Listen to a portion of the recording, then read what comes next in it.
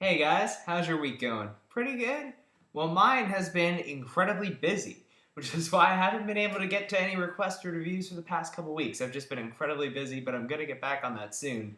But I am here today because I really want to talk about this trailer for this really kick-ass looking movie called Gangster Squad, which is coming out sometime this year. Now, from what I'm gathering from the trailer, Gangster Squad appears to be about a group of cops led by Josh Brolin and featuring Ryan Gosling and Giovanni Ribisi and Anthony Mackie are enlisted by Nick Nolte, the chief of police, to hunt down this gang led by Sean Penn. The thing is that these cops appear to be kind of off the record, so they can pretty much do whatever they want, meaning they can just go around and violently take out all these gangsters while being completely off the record and while still being on the payroll and the right side of the law. Now, I've been excited about Gangster Squad ever since I heard about it because not only does it have an incredible cast, I mean, you got Josh Brolin, Ryan Gosling, Sean Penn, Emma Stone, all these great people, but you also got director Ruben Fleischer, who directed the incredibly funny Zombieland, but had a slight misfire last year with 30 Minutes or Less. And I was hoping that this film would kind of have him rebound and show just how talented of a director he is. And I gotta say, Gangster Squad looks to be just that and then some.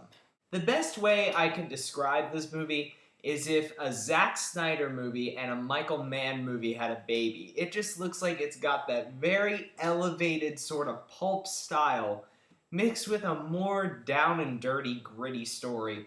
And it's really working for me here. It's like if you took those classic Pulp Fiction gangster comics and put them right on the screen.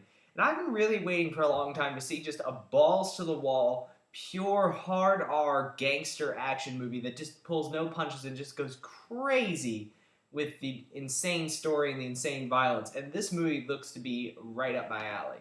I'm loving the look of this movie and the camera work. It just looks straight out of a painting, just the way like all the shots have this kind of washed out quality to them. All the characters are wearing just kind of classic 1930s gangster garb. The camera work seems very cool. Like there's this one shot that kind of goes all the way around the car, like a 180-degree spin to see Ryan Gosling or Josh Brolin, I can't really remember, in the car.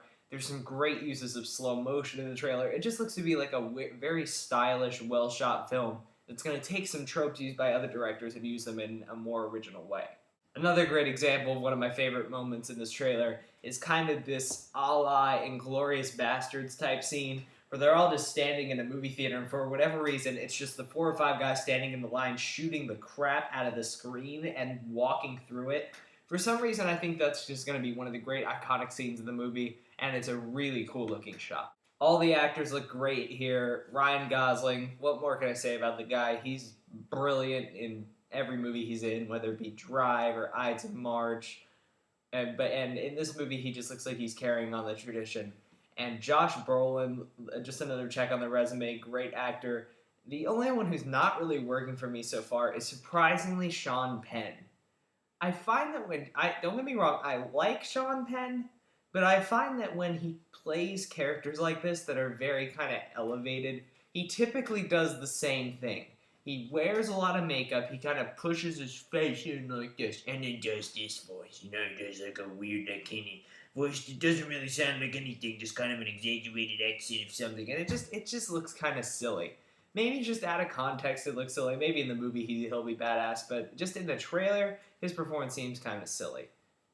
But Emma Stone, on the bright side, whew, freaking gorgeous.